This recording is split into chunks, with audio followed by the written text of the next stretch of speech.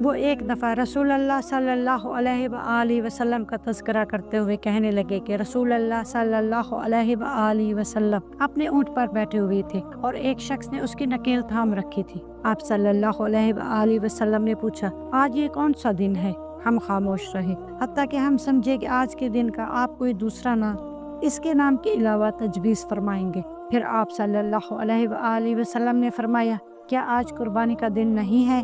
ہم نے عرض کیا، بے شک۔ اس کے بعد آپ صلی اللہ علیہ وآلہ وسلم نے فرمایا، یہ کون سا مہینہ ہے؟ ہم اس بار بھی خاموش رہے اور یہی سمجھے کہ اس مہینے کا بھی آپ اس کے نام کے علاوہ کوئی دوسرا نام تجویز فرمائیں گے۔ پھر آپ صلی اللہ علیہ وآلہ وسلم نے فرمایا، کیا یہ ذوالحج کا مہینہ نہیں ہے؟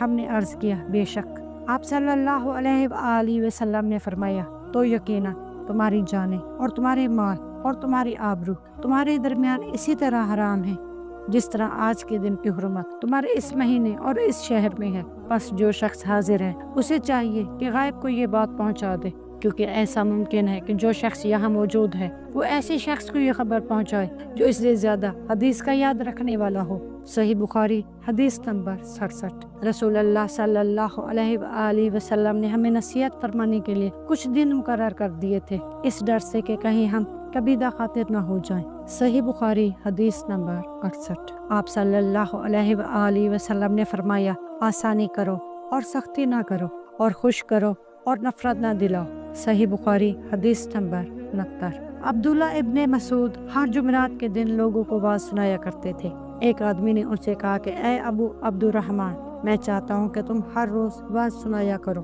انہوں نے فرمایا، تو سن لو کہ مجھے اس امر سے کوئی چیز مانی ہے، تو یہ کہ میں یہ بات پسند نہیں کرتا کہ کہیں تم تنگ نہ ہو جاؤ، اور میں واز میں تمہاری فرصت کا وقت تلاش کیا کرتا ہوں، جیسا کہ رسول اللہ صلی اللہ علیہ وآلہ وسلم اس خیال سے کہ ہم کبیدہ خاطر نہ ہو جائیں واز کے لیے ہمارے اوقات فرصت کا خیال رکھتے تھے۔ صحیح بخاری حدیث نمبر 70۔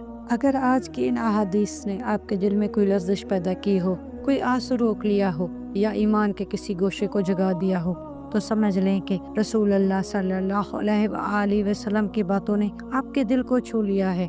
آئیے آخر میں اپنے ہاتھ، اپنا دل اور اپنی پوری محتاجی اللہ کے حضور اٹھاتے ہیں۔ اے اللہ، ہمیں وہ نیت عطا کر جو تیرے قرب کی طرف لے جائے، ہمیں وہ دل عطا کر جو تیرے نبی صلی اللہ علیہ وآلہ وسلم کی سنت پر چلنے کی توفیق دے۔ ہماری غلطیوں کو معاف فرما، ہمارے سینوں سے غم کے بوجھ اتار دے، اور ہماری زندگی کو علم نبوی کی روشنی سے بھر دے۔ یا رب، ہمیں اس راستے پر چلا جہاں تیرے سوا کسی کا سہارا نہ ہو۔ اللہ آپ کے گھر میں